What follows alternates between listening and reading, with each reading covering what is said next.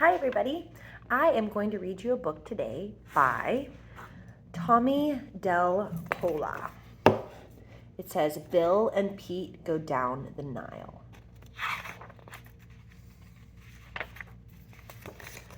Bill and Pete go down the Nile. Tomorrow was the first day of school, and William Everett Crocodile, who was also called Bill, and his friend Pete, who was also his toothbrush, were getting ready. Don't forget your new pencil box, Bill, Mama said. And your new lunchbox, said Pete. It will be so nice to see Miss Ibis again, Mama said, Bill. I wonder what you'll learn this year, said Mama.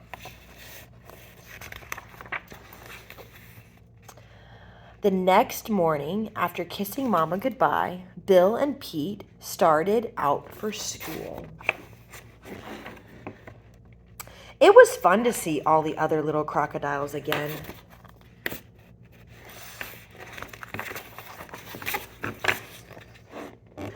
Now, children, now class, said Miss Ibis, we're going to start this school year by studying the history and geography of Egypt and the Nile River. Oh, goody, cried all the children. What did you learn about today, Bill? Asked Mama. We learned all about the River Nile, Bill said. It's so nice to learn about your own hometown, said Mama. The Nile by Bill. My house.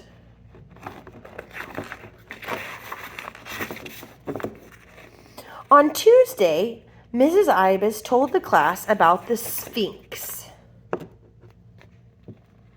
Today we learned about the skinks. The stinks, Mama, said Bill. You mean the Sphinx, Bill said, Pete. And boy, is it weird looking. On Wednesday, Miss Ibis told the class about the pharaohs, the pyramids, and the mummies. The pharaohs built the pyramids so that they could be buried there with all of their riches. Mrs. Ibis told them when they die, they were wrapped up in a long strip of cloth and called mummies. The mummy was then put in a beautiful case called a sarcophagus. The mummy and the sarcophagus. What did you learn about today, Bill? Said Mommy. Oh, Mama, we learned about pharaohs and the pyramids, said Bill. We even learned about mummies and esophaguses. You mean sarcophagus, said Pete.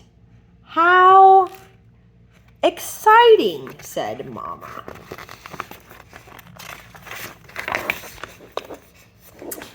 On Thursday, Miss Ibis told the class about the sacred eye of Iris. It's the most valuable jewel in all of the world, said Miss Ibis. Oh, said the little crocodile. But she added that it was saying whoever owns it has bad luck. Oh, said the little crocodiles. Now that's why it's kept in the Royal Museum, said Mrs. Ibis. Now, how would you like to go see the Sphinx, the pyramids, and the sacred eye of Iris?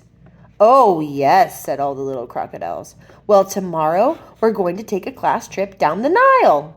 Hooray, they all shouted.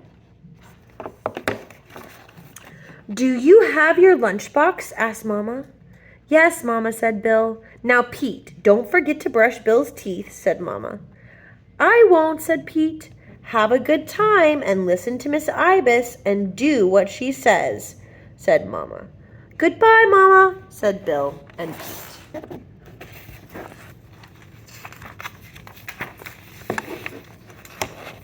Does everybody have their partners? Miss Ibis asked. Yes, Miss Ibis, the crocodiles answered.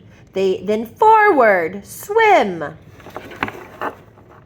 Oh, said the little crocodiles.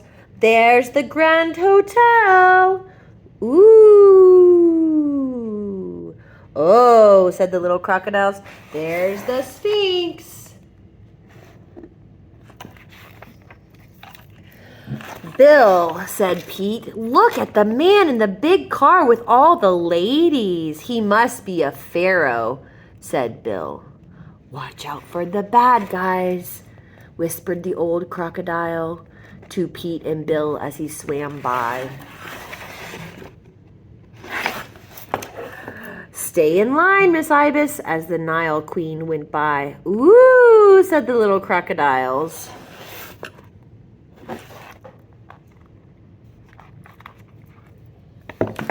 "Here we're at the pyramids," said Miss Ibis as the class stepped ashore. Miss Ibis brought the tickets and they all went inside. The guide will be holding a big mirror to help light up the passageway so that we can see. Miss Ibis explained to the class. "Now, as I told you, all the mummies and all the riches are no longer kept here. They are in the Royal Museum, which we will visit next. And it is where we will see the sacred Eye of Iris." "Ooh," said the little crocodiles.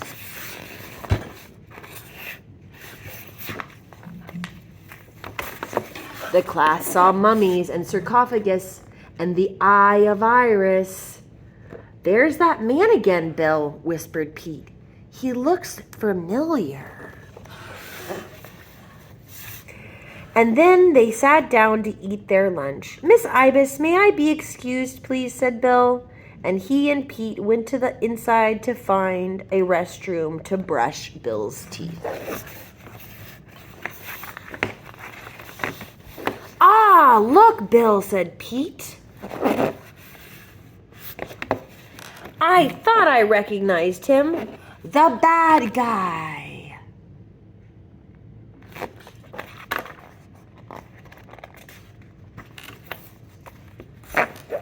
"Oh, Mr. Bad Guy, don't," cried Bill. "You'll have bad luck." "Shush you, walking suitcase," yelled the bad guy, and he locked Bill inside the sarcophagus.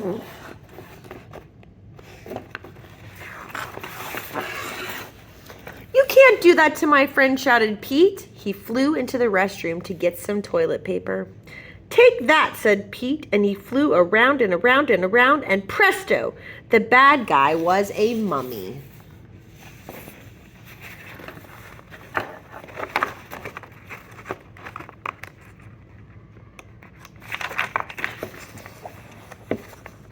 Then Pete untied the guard who let Bill out of the sarcophagus.